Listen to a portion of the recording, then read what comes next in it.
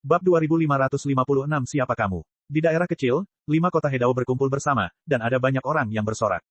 5 kota Hedao dibagi menjadi 4 kelompok, kota Lingfeng memiliki 1 kelompok, 2 kota tingkat surga musuh telah bergabung untuk membentuk 1 kelompok, kelompok pertama kota tingkat surga yang muncul, dan akhirnya Yuan Xilian dan Lu Ye memiliki 3 kelompok.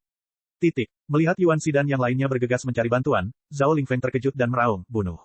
Jika dia diminta untuk memimpin anak buahnya untuk menghadapi 3 biksu dari kota Hedao sendirian, dia benar-benar tidak memiliki peluang untuk menang dan merasa sedikit bersalah. Tetapi dengan dukungan dari kota Yuan Xi, situasinya akan berbeda. Dia secara pribadi telah mengalami tirani kekuatan Yuan Xi. Begitu dia selesai berbicara, kecepatannya tidak melambat, dan dia memimpin anak buah dan kudanya menuju musuh di depan untuk membunuh mereka, diikuti oleh kelompok pengejar. Sebelumnya dia takut diserang dari kedua belah pihak, tetapi sekarang dia tidak lagi khawatir, karena selama Yuan Xi tidak bodoh, dia akan membantunya menyingkirkan para pengejar di belakangnya terlebih dahulu. Yuan Xi memang menatap kelompok pengejar ini. Kota tingkat surga yang pertama kali muncul ini seharusnya memiliki 4 jalur penggabungan. Saat ini, 1 tetap tinggal dan 3 sedang bertarung. Ada banyak jalur penggabungan dan semuanya ganas. Melihat Yuan Xi dan yang lainnya mendekat dari sudut tertentu, penguasa kota hari itu memiliki ekspresi tegas di wajahnya, 1 untuk masing-masing. 3 lawan 3, mereka tepat untuk saling menangkap dan bertarung. Dengan cara ini, banyak orang Fusion Dao di bawah komandonya dapat bergegas untuk mendukung medan perang lain dan secara efektif menekan musuh.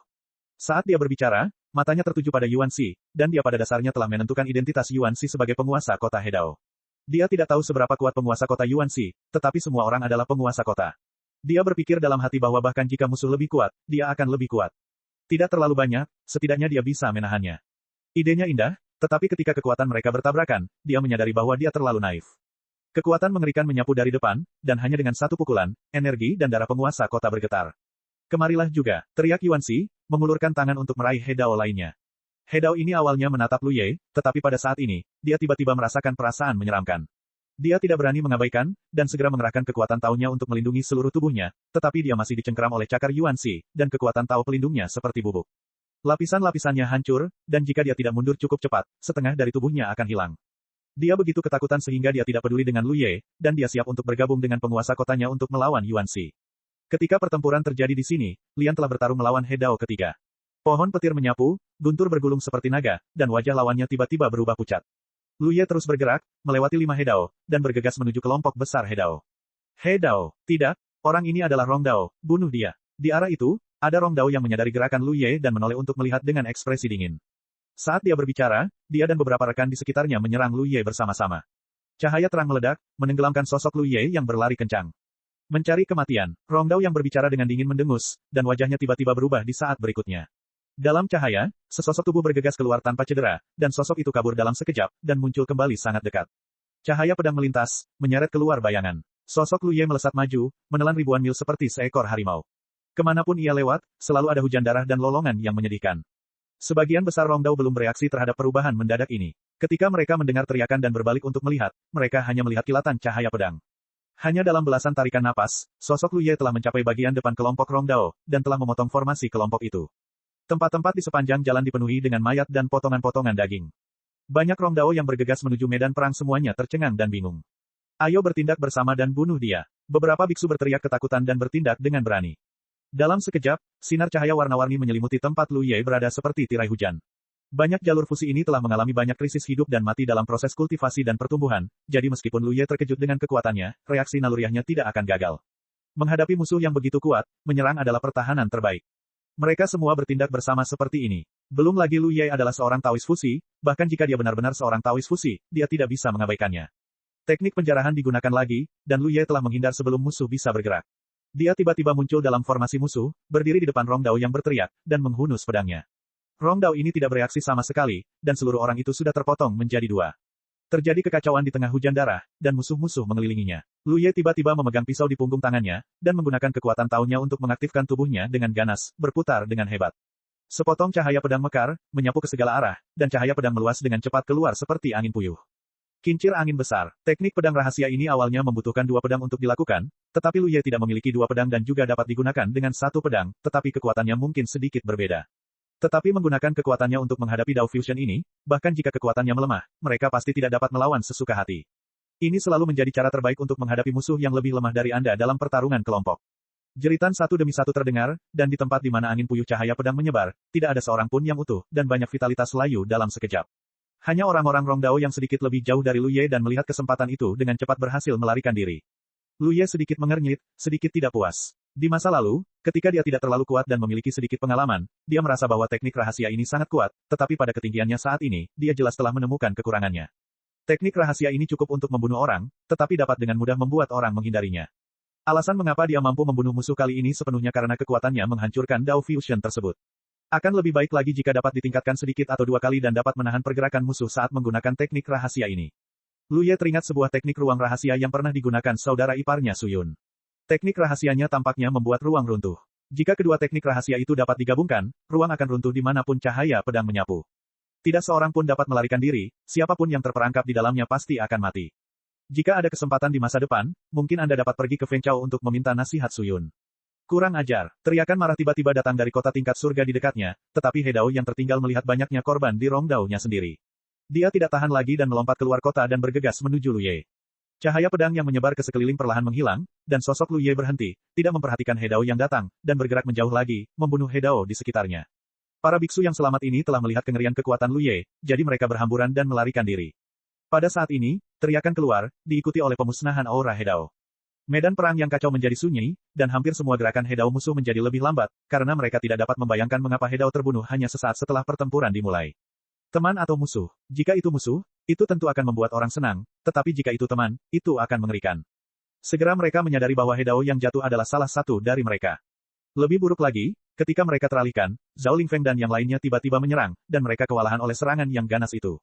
Dibandingkan dengan ketidakpastian mereka, Zhao Lingfeng dan yang lainnya memiliki kepercayaan yang kuat pada Yuan Shi, jadi mereka dapat yakin bahwa He Dao yang jatuh pasti bukan salah satu dari mereka.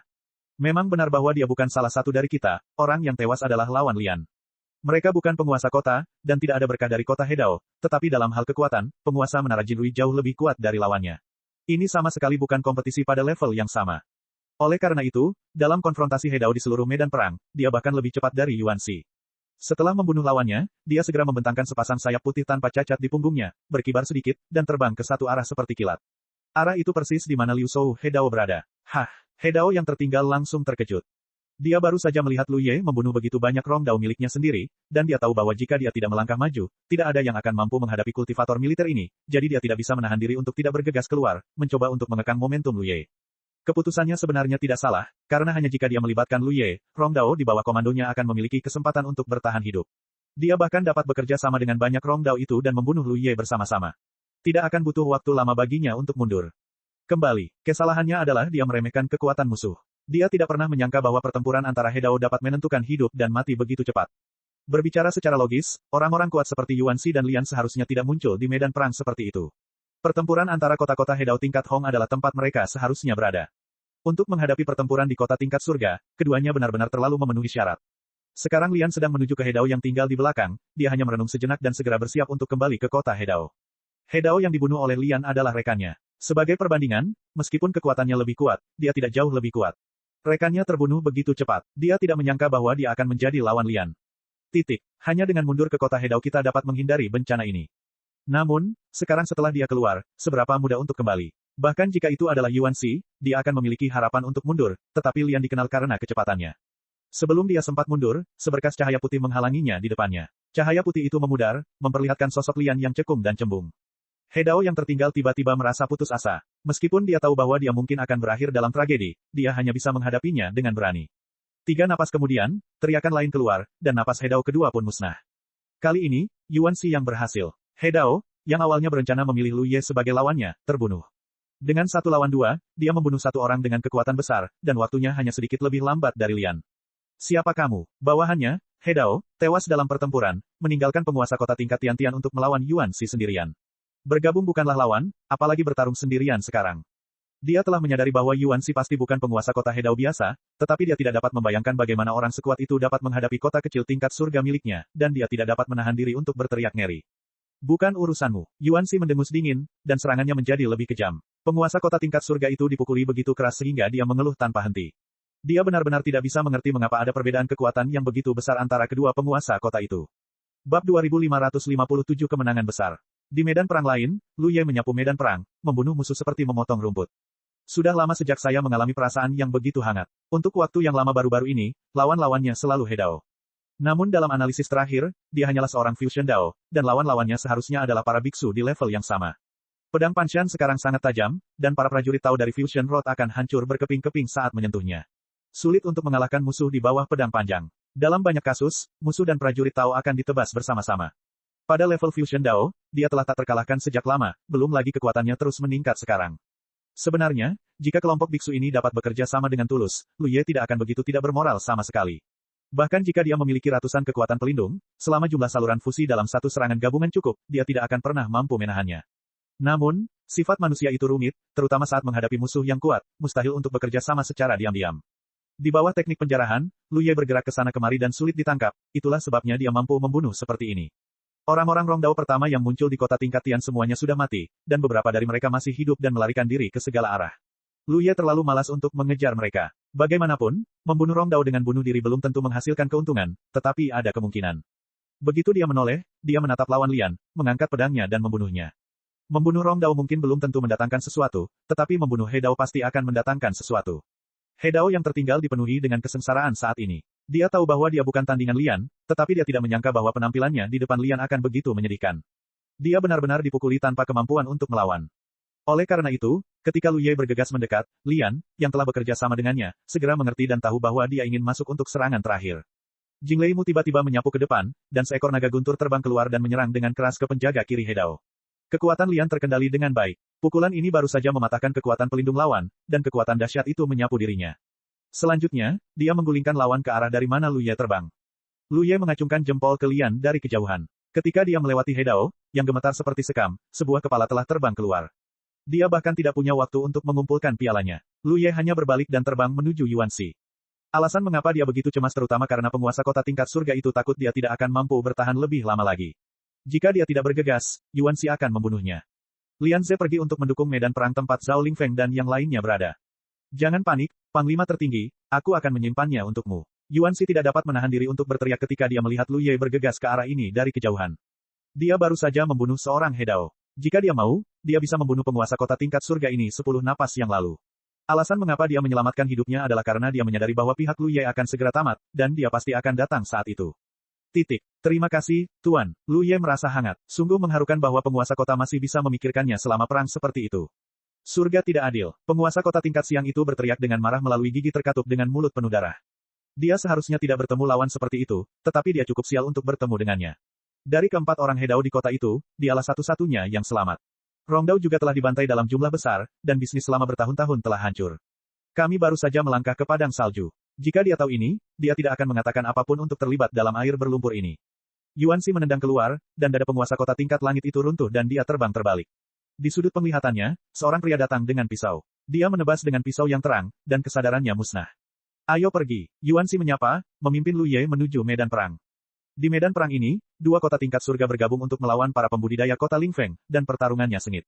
Di tingkat He Dao, meskipun musuh memiliki satu pembangkit tenaga listrik tingkat penguasa kota lagi, perbedaan jumlahnya tidak besar, jadi awalnya itu pada dasarnya adalah situasi oposisi yang terbagi.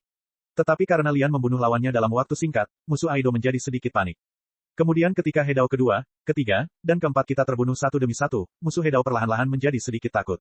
Bukannya mereka belum pernah mengalami pertempuran pengepungan sebelumnya, tetapi mereka belum pernah melihat pertempuran di mana hidup dan mati dapat ditentukan dengan begitu cepat. Ini tidak diragukan lagi menunjukkan bahwa pembunuhnya sangat kuat. Tetapi melihat Lian bergegas untuk membantu terlebih dahulu, diikuti oleh Yuanxi dan Lu Ye, banyak musuh ini tidak tahu harus berbuat apa sejenak. Dengan situasi perang saat ini, melarikan diri adalah kemewahan bagi mereka, tetapi jika mereka tidak melarikan diri secepat mungkin, begitu pembunuhnya datang untuk membantu, mereka pasti akan berakhir dengan tragedi. Orang-orang He Dao di kota Lingfeng jelas menyadari perubahan psikologis musuh, jadi mereka segera beralih dari menyerang ke bertahan, dengan tujuan menunda serangan, menunggu Lian dan Yuanxi tiba. Dengan cara ini, akan lebih sulit bagi musuh untuk melarikan diri. Cari kesempatan dan lari cepat. Salah satu penguasa kota tingkat surga berteriak dengan marah, siapapun yang bisa melarikan diri akan melakukannya. Lawannya bukanlah Zhao Lingfeng, tetapi Wu Mi, jadi dia berada di atas angin dari awal hingga akhir. Wu Mi bahkan telah terluka olehnya. Selama dia minum secangkir teh lagi, dia bahkan yakin bisa membunuhnya.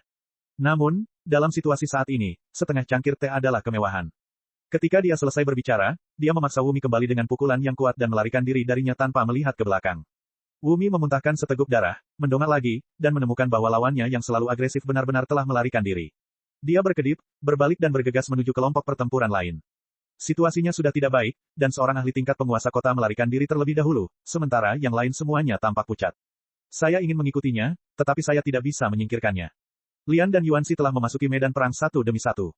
Lu Ye, yang mengikuti, telah memadatkan klon pohon bakatnya di jalan. Dia secara acak menemukan sepotong pakaian dan mengenakannya di tubuhnya. Dia mengeluarkan labu pedangnya dan bergegas ke medan perang orang-orang Rongdao. Dalam sekejap, energi pedang menyapu. Hampir setiap energi pedang dapat mengambil sepotong kehidupan. Tubuh utama sedang menunggu kesempatan, mengamati pertempuran orang-orang Hedao di mana-mana, dan siap untuk melangkah maju untuk memberikan kerusakan kapan saja. Di medan perang yang begitu besar, dengan tambahan Lian dan Yuanxi, musuh dikalahkan seperti gunung. Setelah dua Hedao lainnya terbunuh satu demi satu, musuh tidak dapat pulih. Kemudian satu persatu Hedao jatuh satu demi satu, dan keuntungan kita meluas seperti bola salju. Zhao Lingfeng dan yang lainnya bertarung dengan senyum di wajah mereka. Sejujurnya, meskipun mereka sudah berada di kota yang sunyi, mereka belum pernah bertempur dalam pertempuran yang memuaskan seperti ini selama bertahun-tahun. Dari awal hingga akhir, yang paling mereka lakukan adalah menahan musuh dan menyerahkan pembunuhan kepada kota Yuanxi. Ini berarti mereka tidak perlu mengambil terlalu banyak risiko sama sekali. Setelah seluruh pertempuran, selain beberapa kerusakan pada level Fusion Rod, hanya Wumi yang mengalami cedera sedang di Hedao, sementara Hedao lainnya bahkan tidak mengalami cedera daging. Kemenangan besar di level Hedao, dan level Fusion Dao juga luar biasa. Musuh Fusion Rod melihat Hedao mereka sendiri terbunuh satu demi satu, dan bagaimana mereka bisa berpikir untuk terus bertarung. Belum lagi ada klon pohon bakat Lu Ye yang membunuh semua orang. Bab 2558 Plester Kulit Anjing. Musuh Hedao tidak sepenuhnya diusir, karena tujuan terbesar Yuanxi maupun Zhao Lingfeng bukanlah membunuh musuh, melainkan membunuh 3 kota tingkat surga. Di kota tingkat surga pertama yang muncul, bahkan orang-orang Hedao yang tertinggal terbunuh dalam pertempuran. Melihat ada yang tidak beres, orang-orang Hedao yang tersisa melarikan diri satu demi satu. Hanya ada satu kota kosong yang tersisa, jadi mereka tidak bisa mengatasinya untuk saat ini. Namun di 2 kota yang tersisa, masih ada orang-orang Hedao yang tertinggal. Jika mereka diabaikan, mereka memiliki kesempatan untuk melarikan diri menggunakan kota Hedao. Bahkan jika mereka dapat mengejar mereka nanti, itu akan merepotkan. Faktanya, ketika penguasa kota tingkat surga memimpin dalam melarikan diri, kedua kota Hedao sudah mulai menjauh dari medan perang dengan maksud untuk melarikan diri. Oleh karena itu, bahkan jika Yuanxi dan Zhao Lingfeng ingin mengusir semua musuh, mereka tidak punya banyak waktu dan hanya dapat memimpin banyak orang Hedao untuk mencegat kedua kota Hedao. Kemajuan berjalan sangat lancar. Melihat banyaknya musuh yang kuat mengejar mereka, para Hedao yang tersisa di 2 kota Hedao tahu bahwa situasinya sudah berakhir dan tidak berani melawan tanpa rasa takut. Mereka meninggalkan kota dan melarikan diri ke dunia Hedao. Setelah 1 jam, pertempuran berhenti. Banyak pasukan gabungan mengambil tindakan pada saat yang sama, dan hanya dengan satu serangan dahsyat, mereka menerobos formasi pelindung yang masih dipertahankan secara mandiri oleh salah satu kota tingkat surga. Zhao Lingfeng tertawa terbahak-bahak dan hendak memasuki kota. Tetapi saya mendengar Yuanxi berkata, Tuan Kota Zhao akan memimpin orang-orangnya untuk menghancurkan formasi di 2 kota lainnya. Saya akan menangani Mutiara Hedao. Zhao Lingfeng terkejut ketika mendengar ini, dan kemudian mengangguk, baiklah. Setelah mengatakan itu, dia melambaikan tangannya dan memimpin bawahannya Hedao menuju kota Hedao terdekat lainnya. Yuanxi mengedipkan mata pada Lu Ye, dan mereka semua masuk ke kota dan segera tiba di aula tengah. Beberapa saat kemudian, ketika mereka berdua berjalan keluar, Lu Ye hanya membawa sebuah paket kecil di tangannya, yang merupakan 30% dari pendapatan yang terfragmentasi yang harus dibagi antara Ran dan kota Lingfeng. Sedangkan sisanya, dia sudah mengirimnya kembali ke kota Yuanxi dengan bantuan pola Dao Void. Sudah. Yang kedua, yang ketiga, hal yang sama. Yuanxi senang, dan Zhao Lingfeng tersenyum bahagia. Kerugian dalam pertempuran ini tidak besar, tetapi kota Yuanxi dan kota Lingfeng telah mendapatkan banyak hal. Langkah selanjutnya adalah membersihkan medan perang, dan Lu Ye juga berlarian. Dia begitu sibuk membunuh musuh sebelumnya sehingga dia bahkan tidak punya waktu untuk mengumpulkan koin Xingyuan. Sekarang dia bebas, dia tentu saja harus menemukan semua koin Xingyuan itu. Kota Lingfeng telah mengirim banyak Fusion Dao ke sini untuk mencari persediaan di 3 kota tingkat surga. Tampaknya mereka cukup membuahkan hasil. Namun, tidak peduli seberapa besar panennya, kota Yuanxi masih dapat mengambil 70% darinya. Ini adalah hal-hal yang disepakati. Yuanxi sebenarnya tidak menghargai apa yang disebut persediaan ini. Yang dia inginkan hanyalah pecahan Mutiara Hedao, dan pertempuran ini juga membuktikan nilai kota Lingfeng. Tanpa kerjasama dari kota Lingfeng, mustahil bagi kota Yuanxi sendirian untuk mengalahkan 3 kota tingkat surga sekaligus. Namun berbeda dengan bantuan kota Lingfeng. Meskipun seluruh pertempuran sengit dari awal hingga akhir, kemenangan sebenarnya cukup mudah. Apa yang harus dibayarkan kota Yuanxi hanyalah sebagian kecil dari keuntungan, yang sepenuhnya dapat diterima oleh Yuanxi. Beberapa saat kemudian, di aula tengah kota Yuanxi, Yudi menatap Lu Ye dan berkata sambil tersenyum, wajah saudara Ye berseri-seri, apakah ini kebahagiaan? Lu Ye mendengus pelan, dia bahagia. Setelah pertempuran ini, ia memperoleh lebih dari 20 koin Xingyuan, yang merupakan perolehan yang sangat besar. Perolehan sebesar itu dimungkinkan berkat Yuanxi dan Lian yang secara sengaja mencari peluang baginya untuk melakukan serangan terakhir. Faktanya, selama perang, orang-orang Hedao di kota Lingfeng memperhatikan pemandangan aneh ini. Jelas bahwa Yuanxi dan Lian memiliki kesempatan untuk membunuh musuh, tetapi mereka memilih untuk tidak membunuh mereka. Mereka hanya menghancurkan kekuatan pelindung musuh dan kemudian menciptakan peluang bagi Lu Ye. Zhao Lingfeng meluangkan waktu dari jadwalnya yang padat untuk bertanya kepada Yuan Xi apakah ada sesuatu yang istimewa tentang hal itu. Lagi pula, sekarang setelah ia bergantung pada kota Yuan Xi, ia harus memahami preferensi dan tabu kota utama untuk menghindari pelanggaran tabu secara tidak sengaja. Yuan Xi dengan santai menjawab, sebagian besar jenderal memiliki keinginan yang kuat untuk membunuh, tetapi sayangnya mereka tidak memiliki cukup kultivasi. Mereka tidak memiliki kesempatan, jadi mereka hanya dapat menuruti kecanduan ini. Zhao Lingfeng tidak dapat mengerti mengapa seorang Rong Dao selalu ingin membunuh He Dao. Bukankah ini terlalu ambisius? Meskipun dia tidak mengerti, karena Yuan Xi berkata demikian, dia dengan senang hati bekerja sama. Dia secara pribadi telah mengalami karakter protektif Yuan Xi. Begitu hebatnya sehingga pada tahap akhir perang, tidak hanya Yuan Xi dan Lian yang menciptakan peluang bagi Lu Ye untuk mengenai sasaran, tetapi bahkan orang-orang He Dao di kota Lingfeng pun melakukan hal yang sama. Dapat dikatakan bahwa dalam pertempuran hari ini, kecuali Yuan Xi dan Lian, yang masing-masing membunuh satu orang He Dao yang terbunuh dalam pertempuran hari ini, sisanya semuanya terbunuh oleh pedang Lu Ye. Jika tidak, mustahil untuk mendapatkan begitu banyak koin Xing Yuan ke dalam akun hanya dengan membunuh Fusion Dao tersebut. Aku diam-diam berpikir, jika kita bisa bertarung seperti ini beberapa kali lagi, bukankah mungkin untuk menukarnya dengan harta karun lainnya? Promosi naga dan transformasi pohon bakat sudah dekat. Yuan Xi telah mengintegrasikan semua pecahan yang diperoleh ke dalam mutiara He Dao. Tentu saja, mutiara He Dao tidak banyak berubah. Pendapatan 30% dari 3 kota tingkat surga dalam keadaan normal memang tidak sedikit bagi Zhao Lingfeng. Namun selain itu, bahkan jika semua pecahan dikembalikan ke kota Yuan Xi, itu tidak akan cukup untuk menyebabkan perubahan kualitatif apapun pada mutiara He Dao tingkat Hong. Setelah melelehkan semua pecahan, Yuan Xi tidak mundur, tetapi dengan lembut membelai mutiara He Dao dan mengirim pesan dengan bantuan tanda resonansi di dalamnya. Saat berikutnya, di kota gubernur, seorang biksu berdiri, mendatangi Jinglei yang duduk di samping, mengepalkan tinjunya dan berkata, Tuan, Yuan Xikeng telah mengirim pesan. Mendengar kata-kata Yuan Xikeng, Jinglei merasa sedikit sakit kepala dan perlahan membuka matanya, apa yang kamu katakan? Tanyakan di sana kapan misi berikutnya akan dilaksanakan. Jinglei bingung, apa misi berikutnya? Kemudian dia menyadari bahwa dia telah meminta Yuan Xikeng untuk memobilisasi kota He Dao untuk menyiapkan penyergapan di lokasi tertentu, dan dia telah memberikan tugas dalam bentuk misi dari Sang Feng. Itu adalah pertunjukan niat baiknya terhadap kota Yuan Xi, dan dia hanya ingin pemilik kota Yuan Xi tidak menyimpan dendam tentang apa yang terjadi sebelumnya. Informasi yang dia dapatkan sangat terperinci, jadi selama Yuan Xikeng lebih berhati-hati, pasti akan ada keuntungan.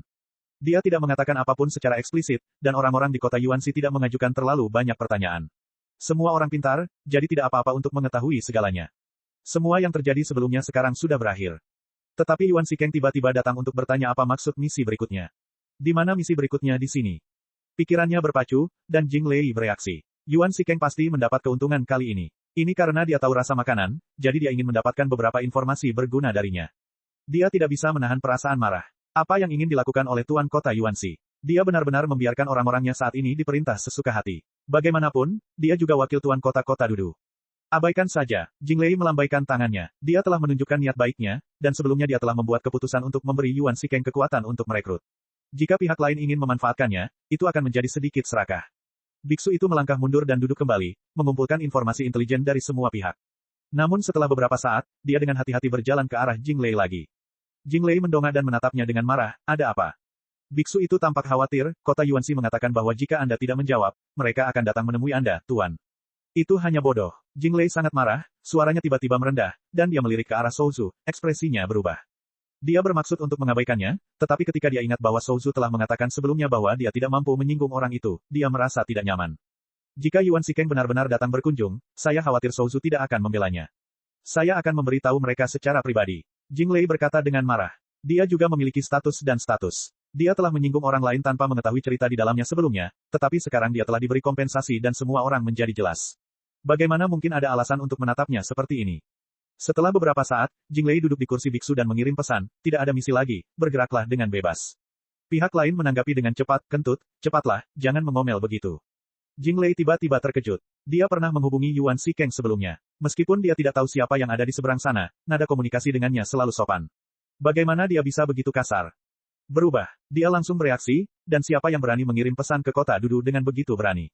Yang mulia, adalah tanyanya hati-hati. Penguasa kota Yuan Xi, siapa Anda? Panggil Jinglei ke sini.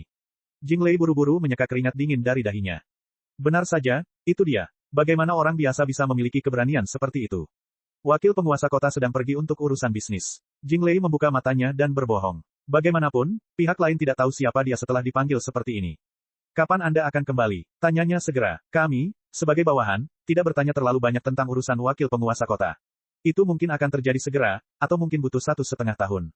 Ada keheningan selama beberapa saat. Tepat ketika Jinglei diam-diam bersukacita, berpikir bahwa dia bisa menipunya dengan cara ini, pesan lain datang dari sisi lain, aku tidak peduli, Jinglei tidak ada di sini, katakan saja kepada Souzu bahwa jika tidak ada misi baru dalam 5 hari, aku akan pergi mencarinya sendiri. Tuanku, apa yang Anda inginkan dari Tuan Kota? Jinglei semakin berkeringat di kepalanya. Tetapi tidak peduli bagaimana dia mengirim pesan, tidak ada balasan. Jinglei tercengang, merasa malu yang tak dapat dijelaskan karena dia tidak bisa menyingkirkan plester kulit anjing itu. Apakah Yuan Shikeng benar-benar berpikir misi semacam itu begitu mudah didapat? Kota Dudu memang mengumpulkan banyak intelijen yang dapat digunakan setiap hari, tetapi Yuan Shikeng sebenarnya tidak menemui banyak peluang kali ini, dan seperti ini. Peluang tersebut tidak eksklusif untuk Jinglei. Di seluruh kota Dudu, selain penguasa kota Souzu, ada juga beberapa wakil penguasa kota. Masing-masing wakil penguasa kota ini memiliki kota Hedao mereka sendiri yang ingin mereka kembangkan. Jika kesempatan seperti itu benar-benar muncul, wakil penguasa kota lainnya akan mengawasinya. Kali ini adalah kesempatan yang telah diusahakan Jinglei dengan keras. Untuk menunjukkan niat baiknya kepada Yuan Shikeng, dia menyampaikan berita itu kepada Yuan Shikeng, tetapi sekarang dia melangkah ke dalam lumpur. Tuan, terdengar suara dari samping. Biksu itu tidak dapat memahami mengapa wakil penguasa kota itu berkeringat deras tadi, dan sekarang dia tampak seperti sedang berduka atas selirnya. Dia hanya merasa bahwa wakil penguasa kota itu layak untuk kultivasi tingkat tingginya, dan dia dapat mengubah wajahnya lebih cepat daripada orang biasa. Abaikan semua pesan dari Yuan Shikeng mulai sekarang. Jinglei menggertakkan giginya.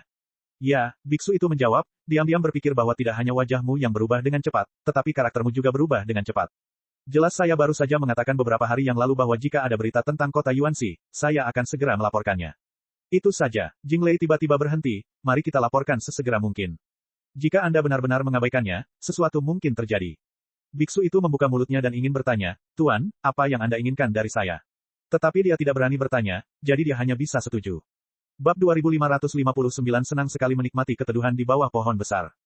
Renovasi selama 5 hari dan berangkat lagi setelah 5 hari. Di aula tengah, Yuanxi melambaikan tangannya. Lu Ye tidak bisa menahan diri untuk tidak mengangkat alisnya, apakah ada misi baru di kota Dudu?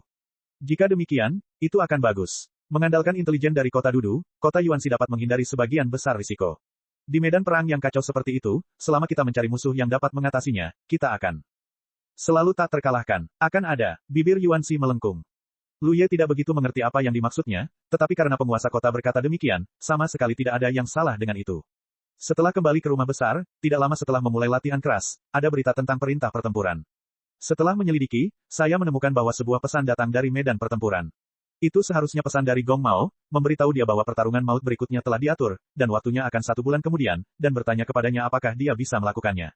Tentu saja Lu Ye baik-baik saja. Diam-diam mengagumi efisiensi Gong Mao. Kalian pasti tahu bahwa butuh waktu 3 bulan untuk mengatur 2 pertarungan maut, tetapi kali ini hanya butuh waktu 1 bulan. Setelah bertanya, aku menemukan bahwa kali ini sepenuhnya karena perbedaan level lawan kali ini. Lawan sebelumnya semuanya adalah Fusion Dao, dan Lu Ye mendorong mereka lebih cepat, jadi medan perang harus mengeluarkan sejumlah uang untuk membantu 2 Fusion Dao menyempurnakan harta atribut dan meningkatkan kekuatan atribut. Kali ini adalah He Dao, dan kecepatan penyempurnaannya tidak diragukan lagi jauh lebih cepat daripada Fusion Dao, jadi hanya butuh waktu 1 bulan. Mengenai di mana menemukan He Dao yang cocok di medan pertempuran. Beberapa medan pertempuran tidak hanya tentang persaingan Fusion Rod, tetapi juga persaingan di level He Dao. Banyak He Dao akan pergi ke medan pertempuran untuk berdiskusi dan bertukar ide ketika mereka tidak punya pekerjaan. Namun, pertarungan maut jarang terjadi di He Dao, kecuali ada beberapa alasan khusus. Ada begitu banyak orang yang terkait dengan medan pertempuran. Sangat mudah bagi Gong Mao untuk menemukan kandidat yang cocok di antara mereka. Bahkan dikatakan bahwa dia akan memberikan harta atribut setiap kali dia berpartisipasi dalam pertarungan maut. Tidak ada satupun pelamar yang memilikinya. Ada 8.000 dari 10.000. Januari, Lu Ye berpikir bahwa dia akan dipromosikan ke tingkat ke-9 Rongdao dalam 1 bulan, dan suasana hatinya menjadi lebih baik. Waktu berlalu, 5 hari kemudian. Lu Ye, yang sedang berlatih keras, jelas merasakan bahwa kota Yuanxi, yang telah berdiri diam, mulai bergerak. Dia membuka matanya dan merasakannya, dan dengan cepat mengirim pesan kepada Yudi, kemana kamu pergi? Yudi menjawab, Tuan kota memberi saya lokasi, tapi saya tidak tahu lokasi spesifiknya. Lu Ye tahu bahwa ini adalah misi baru yang datang dari kota Dudu. Benar saja, menikmati keteduhan di bawah pohon besar itu menyenangkan. Terakhir kali, kota Dudu memberi mereka misi, meminta Yuan Shikeng dan kota Lingfeng untuk memakan 3 kota tingkat surga sekaligus. Kali ini, mereka tidak tahu musuh apa yang akan mereka hadapi. Di kota Dudu, Jinglei berdiri di samping dengan kedua tangan di belakang tangannya. Di depannya ada biksu dari terakhir kali. Apa yang dikatakan Yuan Shikeng? Tanya Jinglei. Biksu itu menjawab, kota Yuanxi telah menerima misi dan telah berangkat. Jinglei mengangkat alisnya, beraninya dia membuat rencana di kota yang terpencil. Dia memiliki nafsu makan yang besar. Bukankah itu berarti tidak banyak orang He Dao di kota mereka? Dia telah mengetahui detail kota Yuanxi sebelumnya. Meskipun itu adalah kota tingkat Hong, kota itu sangat kecil dan hanya ada sedikit orang. Itu tidak dapat dianggap sebagai kota tingkat Hong yang normal. Kekuatan keseluruhan kota Hedao seperti itu seharusnya berada di atas level surga dan di bawah level Huang. Yuanxi memintanya untuk mengirimkan misi baru. Dia tidak memiliki misi baru yang sesuai, jadi dia hanya dapat menggabungkan intelijen yang ada dan mengeluarkan misi yang tidak mudah untuk berhasil berdasarkan perkiraan lokasi kota Yuanxi. Awalnya dia mengira bahwa Yuan Shikeng akan mundur meskipun kesulitannya besar, sehingga dia dapat menyingkirkannya, tetapi tanpa diduga, dia menerimanya tanpa mengucapkan sepatah kata pun. Apakah kamu memberitahu kami informasi spesifiknya dengan jelas? Kota tingkat gurun musuh sama sekali tidak lemah. Semuanya telah dijelaskan, jawab biksu itu. Jelaskan saja, Jing Lei mengangguk. Karena dia menjelaskannya dengan jelas, tidak akan terjadi apa-apa padanya. Sekarang tampaknya kota Yuanxi harus memiliki pembantu, jika tidak, tidak akan begitu berani dan sia-sia. Memikirkannya, kota Yuanxi pasti telah menggunakan kekuatan perekrutannya sendiri untuk menaklukkan 3 kota tingkat surga sebelumnya. Yang harus kita hadapi kali ini adalah kota tingkat gurun. Di aula pertemuan, Yuanxi melihat ke bawah dan berbicara perlahan. Tidak banyak orang yang hadir dalam pertemuan kali ini. Kecuali Lu Ye, semua yang hadir setuju. Tidak hanya Hedao dari kota Yuanxi, tetapi juga beberapa orang dari kota Lingfeng yang dipimpin oleh Zhao Lingfeng. Zhao Lingfeng mengangkat alisnya, mengepalkan tinjunya dan berkata, karena kota ini bergantung pada kota Yuanxi, Tuan Yuanxi hanya perlu memberi perintah. Kota ini adalah pisau tajam di tangan Tuan Yuanxi. Saya diam-diam senang bahwa hanya beberapa hari setelah perang sebelumnya berakhir, aksi akan dimulai lagi, dan sebelum perang dimulai, kota Yuanxi telah memperoleh intelijen musuh. Ini jelas merupakan penghargaan dari kota Dudu. Jika kota Lingfeng tidak memilih untuk mengandalkannya sebelumnya, hal baik seperti itu tidak akan terjadi pada kota Lingfeng. Berkelana di padang salju ini, memang mudah untuk bertemu musuh, tetapi juga disertai dengan banyak risiko yang tidak terduga. Sangat mungkin Anda akan bertemu musuh yang kuat yang tidak dapat Anda hadapi. Bagaimana Anda bisa merasa nyaman sekarang? Bagus sekali, kalau begitu Tuan Kota Zhao dan kalian semua harus membayar untuk pertempuran berikutnya ini. Yuanxi mengangguk puas. Meskipun suasana hatinya sedikit kesal, itu tidak berarti dia tidak akan mengucapkan beberapa kata yang indah. Setelah berdiskusi lebih lanjut, Zhao Lingfeng dan yang lainnya pergi. Dalam kehampaan, kota Lingfeng memimpin dan menuju tujuan yang ditetapkan, dengan kota Yuanxi menemaninya. Dilihat dari kejauhan, di mata siapapun, ini adalah kota setingkat gurun dengan kota setingkat prefektur cabangnya, tetapi siapa yang mengira bahwa kota yang lebih kecil adalah kota utama, tetapi sebenarnya itu adalah kota yang lebih besar. Yang besar itu melekat. Beberapa hari kemudian, kota Yuanxi menghilang, hanya menyisakan kota Lingfeng yang terekspos, mencari kemana-mana. Tidak lama kemudian, sesosok tiba-tiba terbang keluar dari tempat persembunyian, terbang lurus ke arah kota Lingfeng, dan dengan cepat memasukinya. Ini adalah Hedao dari Kam kita sendiri. Baru sebulan yang lalu, dia adalah penguasa kota dari kota Hedao tingkat surga. Namun, setelah menghadapi kota tingkat terpencil musuh, kota itu hancur dan semua orang terbunuh. Hanya dengan restu kota Hedao, dia melarikan diri dan hampir semua bawahannya hancur. Saat ini, di padang salju, ada jalan penggabungan Hedao seperti dia yang tidak memiliki tempat untuk dituju. Mereka biasanya bersembunyi di berbagai tempat, menunggu kesempatan untuk bergerak. Penguasa kota tingkat surga ini tidak pergi jauh setelah kota itu ditembus. Sebaliknya, dia tetap berada di belakang musuh dari kejauhan, dan menemukan cara untuk berhubungan dengan kota Dudu, terus memantau pergerakan musuh. Sampai beberapa hari yang lalu, kota tingkat terpencil ini diparkir di dekatnya, dan berita itu sampai ke Jing Lei melalui serangkaian peristiwa. Jing Lei khawatir dia tidak dapat mengirim Yuan Shikeng pergi, jadi dia mengirim kota Yuanxi ke sini. Tidak lama setelah Hedao memasuki kota Lingfeng, Zhao Lingfeng memimpin sekelompok pembunuh Hedao dan Rongdao di bawah komandonya dan langsung menuju ke daratan terapung yang luas. Ketika musuh yang bersembunyi di sini melihat pemandangan ini, mereka tidak menyadari bahwa mereka telah terbongkar. Mereka tidak ragu-ragu dan mengirim pasukan untuk menemuinya. Para biksu dari 2 kota tingkat terpencil itu saling terjerat dalam sekejap, dan pertarungan pun berlangsung sengit. Di pihak kota Lingfeng, Wu Mi pernah terluka sebelumnya, jadi tidak tepat untuk ikut serta dalam pertempuran ini. Awalnya, mereka kekurangan 1 Hedao, tetapi dengan bergabungnya penguasa kota surgawi yang telah memberitahu berita tersebut, Hedao yang hilang secara alami terisi kembali. Selain itu, orang yang bisa menjadi penguasa kota tingkat surga ini bahkan lebih kuat dari Wu Mi, jadi dalam hal kekuatan keseluruhan, kota Lingfeng tidak kekurangan. Di kota Yuanxi, Yuanxi dan Lian berdiri berdampingan. Di samping mereka ada 2 Lu Ye. Kali ini, dia mengumpulkan klonnya terlebih dahulu dan telah sepenuhnya siap. Dia tidak segera mengirim karena dia takut membuat musuh waspada. Setelah menunggu beberapa saat, sudah ada pertarungan lengkap di sana, dan Yuanxi berteriak dengan suara rendah, mari kita mulai perang. Ketika dia selesai berbicara, dialah yang pertama bergegas, diikuti oleh Lian. Tubuh asli Lu Ye dan klonnya bergegas menuju medan perang Fusion Road di sana. Pertempuran baru saja dimulai sekarang, dan belum waktunya baginya untuk menyelesaikan kerusakannya. Tidak terlambat untuk bergabung dalam pertempuran Hedao setelah beberapa saat. Selama pertempuran seperti itu, ketika orang luar tiba-tiba masuk, semua Hedao musuh terkejut. Mereka bahkan lebih terkejut ketika mereka melihat Zhao Lingfeng dan yang lainnya tenang dan kalem. Karena mereka menyadari bahwa 2 Hedao yang tiba-tiba datang pastilah bala bantuan musuh, jika tidak, musuh tidak akan bereaksi sama sekali. Satu-satunya hal yang membuat mereka merasa beruntung adalah hanya 2 Hedao yang datang, tidak terlalu banyak, jadi situasinya tidak terlalu buruk. Namun ketika Yuanxi dan Lian memasuki medan perang dengan kekuatan mereka yang ganas, musuh menyadari bahwa keduanya bukanlah kawan biasa. Lu Ye baru saja bergabung dengan klonnya untuk membunuh sesaat ketika dia mendengar panggilan Yuan Xi dari jauh, dan dia panik dan bergegas ke sana. Dia dengan cepat mendekat dan menebas dengan pedang ringan, dan sebuah hedao jatuh. Yuan Xi telah bergerak ke sisi lain. Bocah Lu, tepat ketika Lu Ye sedang memeriksa sekeliling untuk melihat apakah ada kesempatan yang bisa dia manfaatkan, sebuah suara tiba-tiba terdengar di telinganya. Sejak dipromosikan menjadi harta karun, serigala itu selalu terjaga, tetapi biasanya diam dan tidak berbicara sesuka hati, terutama pada saat-saat perang seperti ini. Apa? Tanya Lu Ye. Baunya seperti harta karun. Kata-kata Lu Ye menghibur Lu Ye. Di mana? Aku tidak tahu, tetapi pasti ada aura harta karun itu. Mungkin karena dia telah menelan 2 potong harta karun itu, jadi dia bisa merasakan aura harta karun itu dalam jarak tertentu, tetapi perasaan ini tidak terlalu akurat. Itu seperti mencium aroma makanan tetapi tidak tahu ke arah mana. Lu Ye menoleh dan menatap Hedao yang sedang bersaing memperebutkan gelar. Dapat dipastikan bahwa harta karun atribut itu ada di tangan salah satu Hedao, karena saat mereka berada di medan perang Rongdao tadi, Li tidak menyadarinya. Baru saat dia tiba di sini dia merasakan aura harta karun atribut itu. Dari sini, dapat dilihat bahwa Lu memiliki indera atribut yang kuat.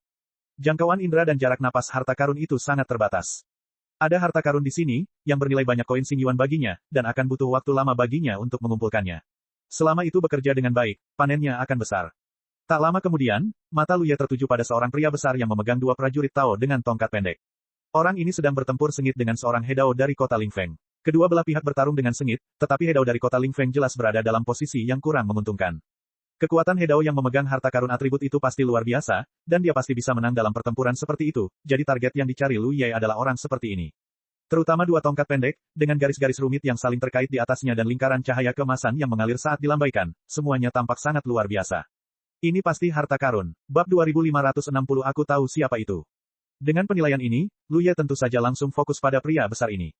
Tanpa ragu, dia menyapu ke arah kelompok petarung di sana. Melihat pemandangan ini, ekspresi pria besar itu tiba-tiba menjadi serius. Sebaliknya, ekspresi lawannya berubah dan dia berbisik, "Teman Lu, hati-hati. Diam-diam aku berpikir bahwa seorang Hedao sedang membunuh musuh di medan perang terdekat, jadi mengapa dia datang ke sini dan mengganggu pertempuran di antara orang-orang Hedao?" Lu Ye menutup telinga dan bergegas ke kelompok pertempuran. Sementara pria besar itu bertarung dengan lawannya, dia menebasnya dengan pedangnya. Pria besar itu tidak tahu detail Lu Ye, jadi dia tidak berani ceroboh. Segera, bola darah keluar dari tubuhnya, seolah-olah beberapa teknik rahasia telah diaktifkan. Kekuatan di sekitar tubuhnya menjadi semakin bergejolak, dan dia tiba-tiba mengangkat tongkat pendek di tangannya untuk menemuinya. Tapi dia masih tampak panik, karena bagaimanapun, reaksinya agak lambat. Jika prajurit yang menggunakan pedang mengubah gerakannya sesuka hati, dia tidak akan bisa menghalangi pedang itu. Namun yang tidak diduganya adalah prajurit yang tiba-tiba menyerbu ke dalam kelompok pertempuran itu sama sekali tidak berniat mengubah taktiknya. Pedang hitam panjang itu hanya menebas lurus ke bawah, tampak sangat tegak. Lu Ye mengerutkan kening melihat tabrakan itu. Pada saat yang sama, suara keras terdengar di telinganya, itu bukan dia. Apakah itu harta karun atau bukan, selama anjing itu dapat menyentuhnya, ia dapat menilai dengan akurat, karena harta karun itu dikandung dari harta karun tertinggi, dan ada jejak misteri harta karun itu, dan jejak misteri itulah yang ingin dilahap anjing itu.